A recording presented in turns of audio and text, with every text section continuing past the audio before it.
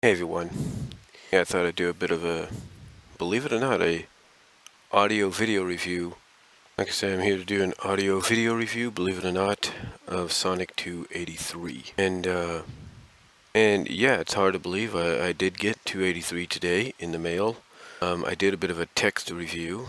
You guys can check that out. I'll provide a link down where you can find it. Maybe of how I typed it up down in the description box. But I have to say this was a pretty good prelude issue to Panic in the Sky. The Panic in the Sky saga that's coming up starting July.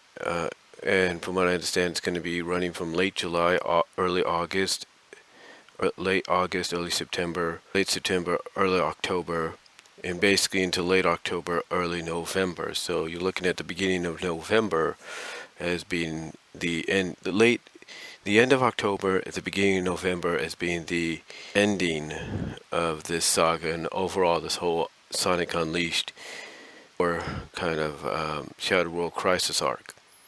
Overall, I have to say it was a pretty good, like I said, it was a decent prelude. I mean, it set up things, especially for 284.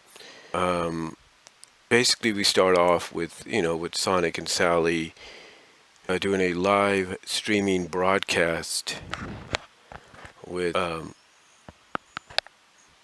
all the Freedom Fighter and gun forces that they are aligned with to try to help save the planet. And it seems that Sally has a bit of stage fright. This Sally, anyway, has a bit of stage fright. A big difference, a big contrast in difference, big contrast, I guess you could say, between this version of Sally and the old Sally, or the old timeline Sally. And yeah, she's a bit nervous because, she's going to be broadcasting along with Sonic. And basically you see all the people, all the groups interacted with from, recently Dulcie's group, the Desert Raider group, which is Friends of Nephesis, Nephthys or whatever. You see the gun forces, the general, basically the main person in charge of gun. All of them basically watching and listening. You have Honey listening in, you have the Chaotix, you have Pearl and the Sea Kingdom down there listening in. So everybody's just listening in, happy to hear the news that they are giving them. And the news is that they got all 7 emeralds, they got all 7 Gaia Keys, and now they are ready to get the planet pieced back together. The only thing they have to get an update on is Amy and Knuckles and how they're doing with the quest for the chaos, with the quest for the shard remains of the Master Emerald. So overall, yeah, primarily what the whole story is, and surprisingly, there is no backup story here. So this is basically the whole thing. This is basically how Panic in the Sky is going to be starting next month. It's going to be just one full story. So, you have them basically broadcasting, telling everybody what's going on, telling them that they're going to need their helps in certain areas and stuff, telling them that Cream and Tails and Big have gone to the Kingdom of Acorn to take said Gaia Keys and said Chaos Emeralds to be safely stored, or so they think, in the vault at Castle Acorn. So this also gives Cream an opportunity to see her mom, see Jamel, and interact with each other. So it's, as well as the king, so it's pretty good. It's a pretty nice moment there. And basically they're talking about how it's in the guise of a family visit, stuff like that. So, like I was saying, and basically, what was? Oh yeah, basically, Cream's situation there, along with Big and Tails, is to make it look like it's a family visit, but they're actually hiding the emeralds and the Gaia Keys in the castle vault. Also, they think she gets to meet up with her mom and Jamel again, and like I said, it was like I said before I paused it there, a really decent scene. So basically, that's what this whole issue is. It's not 2 stories; it's just one whole story. Basically, like I said before, what Panic in the Sky is going to be like. And I think the reason, I'll get into this in a moment, but there's a reason why we had two stories, and I think after this we figured out why. But overall, they're just giving them updates and everything, and then after they finally get everybody to say, yeah, we're with you, don't worry, because, they tell them that they need them to keep an eye out, do this and that, and, basically they do acknowledge it's not going to be easy, in a sense, to, that, yes, they got everything they needed, they still got to get, an update from Knuckles and Amy, see how they're doing, but they also admit that it's not going to be easy and to do. So overall, they basically, like I said, give everybody an update. Basically get everybody to agree to help them out. Say, hey, we'll be there. You got it. No problem. You got your backs.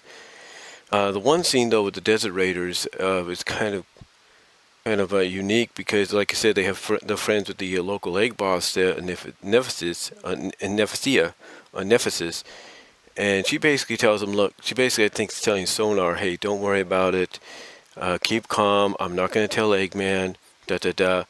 So, yeah, basically, I don't know if they'll play a role or anything, I don't think they will, but there you go. So anyway, they end the broadcast after everybody's agreed to help them out. They do acknowledge that they got to contact others later on that they may have missed and kind of relay the same message. And of course, they're all happy about it. Chip's, commenting on saying, hey, you guys did a great job. Sonic's commenting on Sally that, besides maybe having a little stage fright, she did good, but she acknowledges that she may barf or something, so a little comedic flair there. Overall, not too bad, not too shabby for just a prelude story to the beginning of the Panic in the Sky story arc. Overall, pretty good. But then, of course, you have something that I'm sure Mega Beatman doesn't want to be reminded of, and that is the fact that we still have the Tails doll on the base of Sky Patrol, hidden in Sky Patrol, and he's basically transmitting this information, this footage and broadcast over to Eggman, who, ironically, at the same time, has finally relocated Phage, who you might remember was the antagonist in Spark of Life, the Nicole story, and basically he berates her for her failings, says, she tries to calm him down by saying, hey, I have done some things good, and, I hacked, I did this, did that, and still it's not enough. And it's like, look, basically berates her for her failings and everything, and Orbot is trying to get his trying to get his attention by telling him that Tails doll has brought some very valuable information he needs to see. So finally, Eggman says, go ahead and play it, and basically Eggman rewatches the entire broadcast that we saw. And just before it finishes, because I don't think he saw the whole thing, he tells him to turn it off, turn it off, turn it off. So I'm thinking, so my guess is because he didn't watch the whole broadcast, he may not be fully aware of what still is to come. So basically after seeing this, he comes up with an idea that involves Phage, connecting with the Tails doll, which happens, the Battle Bird Armada, in them. He comes up with a plan that involves the Hooligans, Windy the Witch, and Metal Sonic. And basically the plan is the Battle Bird is basically going to almost be like a three-prong attack. Basically the Battle Bird Armada is going to attack Sky Patrol, take it out, and Knack and the Hooligans, along with the Witch Carters, much to Windy's reluctance, and Metal Sonic are going to storm Castle Acorn and get the Chaos Emeralds. And maybe even the Gaia Keys. So, because, you have Orbot and Q-Bot, they're basically like, well, better luck next time. And Eggman's like, nope, not going to happen. Nope. And basically being Eggman, we end the story with him saying, hey, it was basically saying to himself, or telling Sonic to himself, but telling Sonic via himself, he says, it was a nice effort, Sonic, but you and your princess have failed. And your fail equals that I win, or something like that. So basically he just cockily acknowledges that, they made a valiant effort, but all it's going to lead to them is defeat and his victory. And like I said at the end of the text, I think come 287, Eggman and the Freedom Fighters are going to be in for one heck of a roller coaster ride. But overall, like I said, it's not a bad prelude issue to Panic in the Sky. Not too bad. One solid story. I know a lot of Sonic and Sally haters are going. I know a lot of Son Sal haters or Sonic Sally haters are not going to like that. They were the main focus for a majority of it, but I kind of liked it because it was basically a broadcast-like feel to it. Basically, the updating not just the comrades, but and their allies, but in a sense updating the readers who may not be may not have caught up so far with the comic as of yet, who might just be in it. So I like that concept. Overall, a decent issue. You could definitely tell that Eggman, he is going to win in the next issue, but the next issue or so, it's going to be basically big battles, and basically Eggman's plan to try to win is going to backfire on him. So we'll just have to wait and see. From what they said for the synopsis for 287, it sounds like it's going to be really good. But yes, folks, we are now 4 issues away from ending this. And what will it be now? It started officially in I guess you could say started officially in 252. We are now literally 4 issues away from when it ends.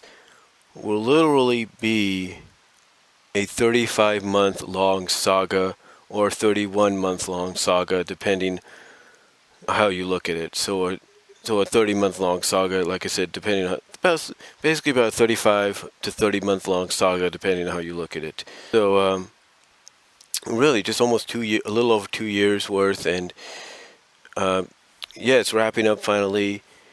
My predictions are, like I said, Eggman, he's going to win in the first issue or so of the saga, and then everything's just going to start backfiring on him.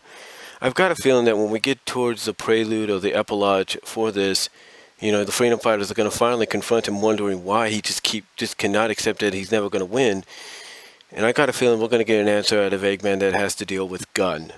I really do. I don't know why, at least in this timeline. So we'll just have to wait and see what happens. But it's going to be really interesting.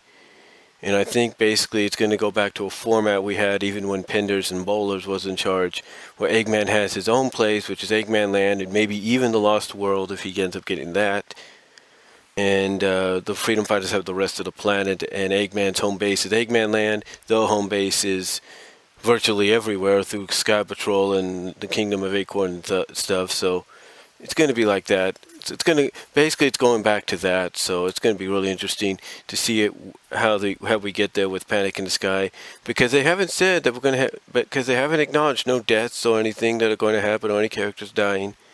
So it's going to be really interesting to see what happens. But that's all I'm going to say, folks, on my video audio review of 283. Yes, I did get it in the mail today. Hope you guys enjoyed this. Let me know down below what you think. Mega Beatman, let me know what you think.